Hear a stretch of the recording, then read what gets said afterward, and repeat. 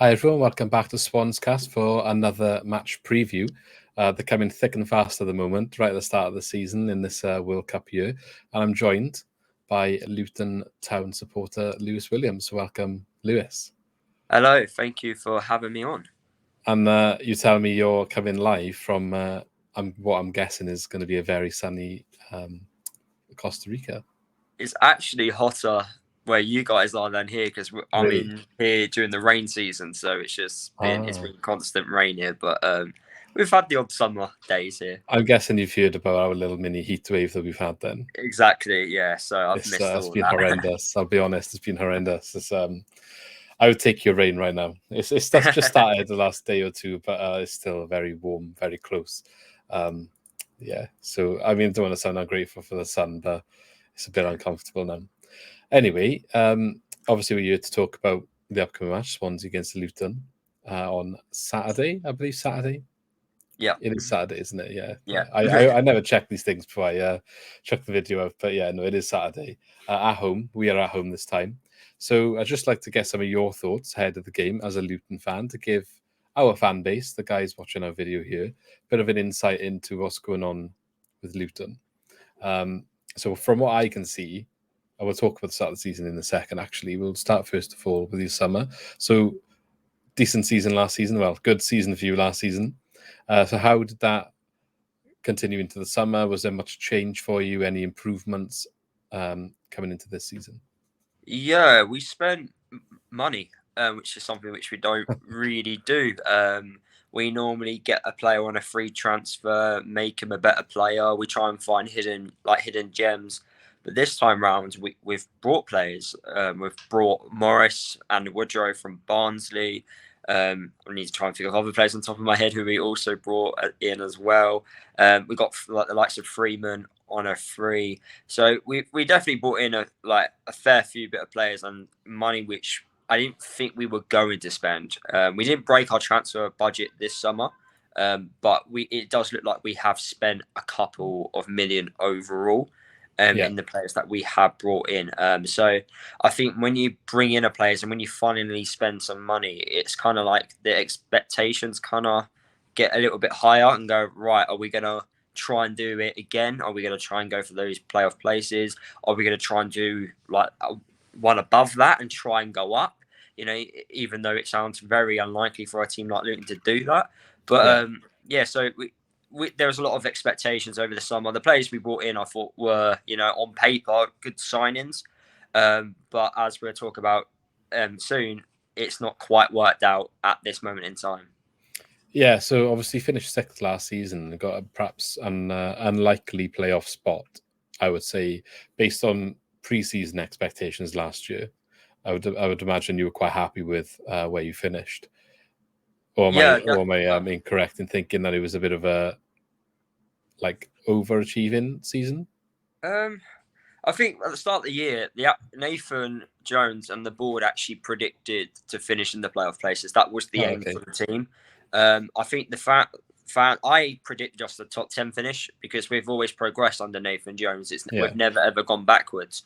So to finish from 12th to 10th, I thought that was like a realistic thing to do. And then to finish obviously 6th, I felt we deserved it. I thought we put in a good consistent run in, but unfortunately injuries let us down last minute, which meant it got a little bit risky towards the ends, and nerves started to kick in. But I think from the players and the board's perspective, that was always the aim, but from the fans it was just happy just to just continue progressing as a football club.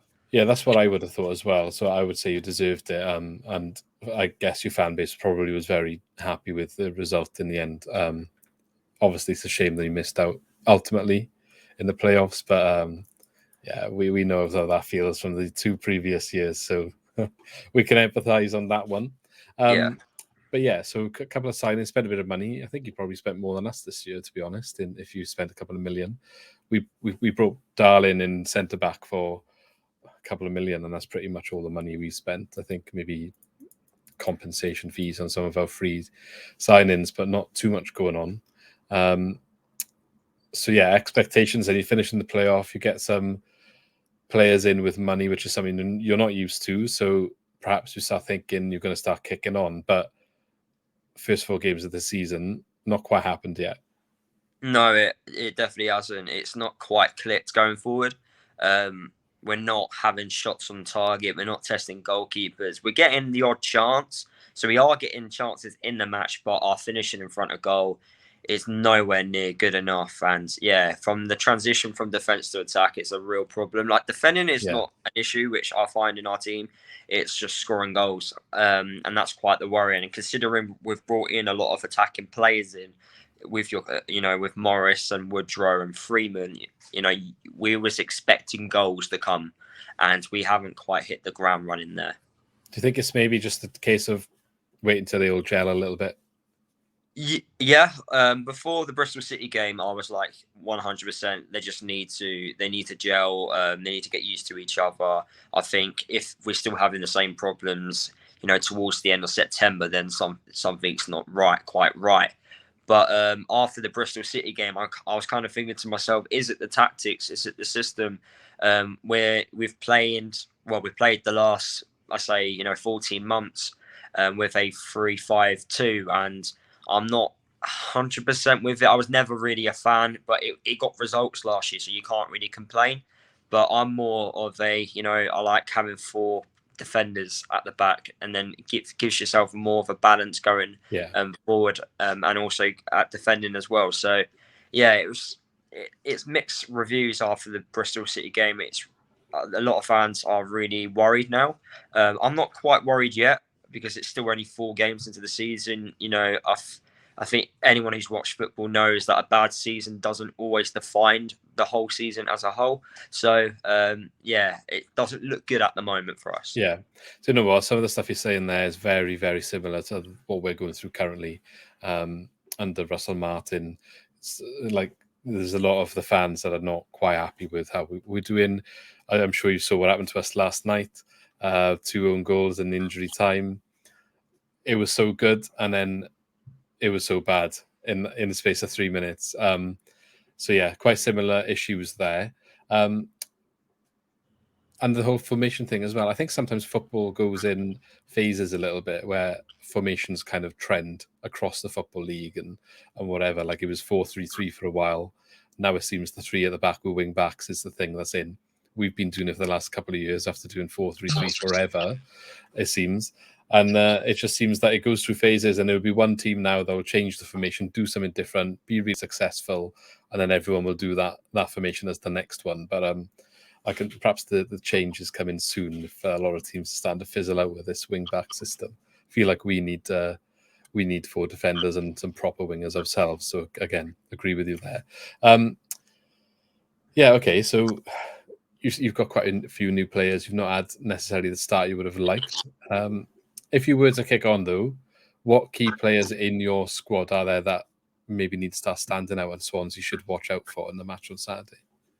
The problem is the key players which I want to mention are probably not going to play because from last year with all the injuries which a lot of teams had, for us it's kind of continued over to this year. So the players I want to actually name probably not going to start, which is the most frustrating thing, which doesn't help, especially at this point in the season when you want everyone to gel. You kind of want everyone fit to do that. But the players that I believe will be fit, and I say will be, but I don't know what's going to happen in training this week. Elijah Adebayo was definitely a key player for us. He was our top goal scorer last year, but he hasn't hit the ground running yet. He is a bit of a confidence player. He puts a lot of pressure on himself, but once he just gets that goal, I think that he would kick on for the season. Whether or not he would get his first goal against you guys, we do have a good record when he does score. We've not lost a game when he scores a goal in the Championship for us, so hopefully that can continue this year. So he's definitely a key player to look out for. We've been relying on Freeman, which we signed on a free transfer from Sheffield United, and he set piece like specialist, very good.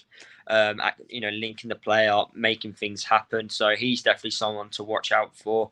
I definitely say our captain Sonny Bradley at the back, just trying to lead, just being that leader and trying, make us as solid as possible. And I think our goalkeeper as well, I want to mention Ethan, our American goalkeeper, who we've got on loan from Nottingham Forest. He looks really good shot stopper. He's really hard to beat. So it takes a lot to get past him. So if we defend really well, we can definitely grab something. I think in the last few times we've played against you guys, it's been, we nick a goal and then it ends 1-0, and obviously with Nathan being a Cardiff fan, he loves winning at Swansea. So if he was to lose, I think this one would hurt him the most. And we don't often lose 3 games in a row. So we're on a 2, match losing streak. To lose 3, and was to be the reason for that, it would not make him a happy man.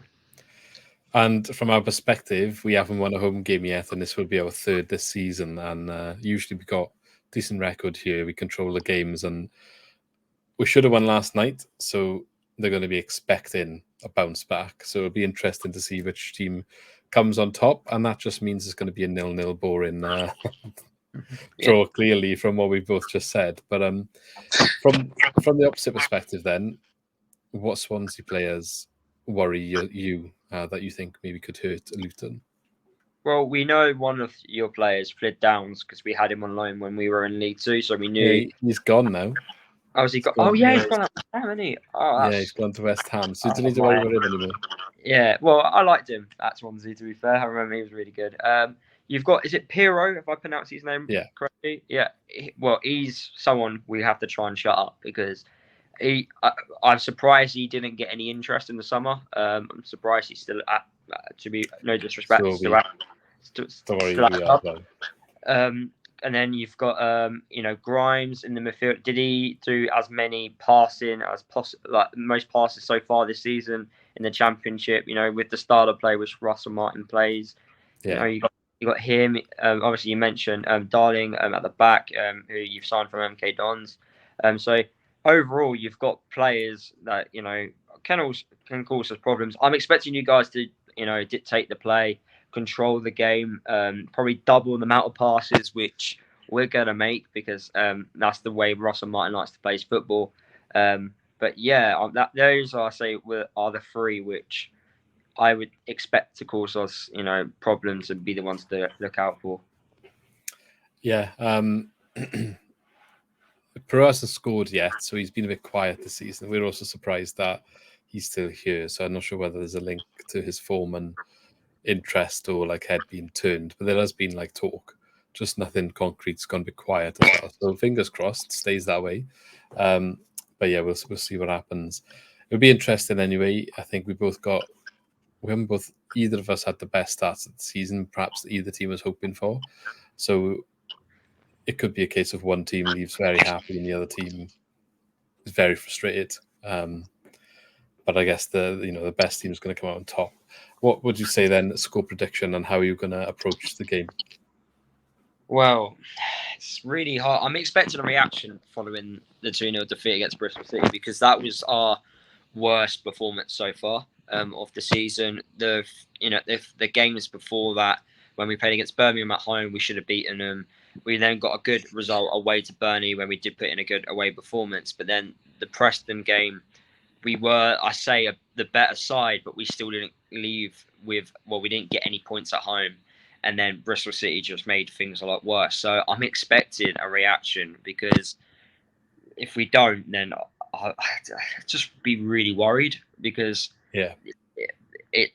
we've had poor starts under Nathan before, but this would be I don't know. It would feel a lot more weirder.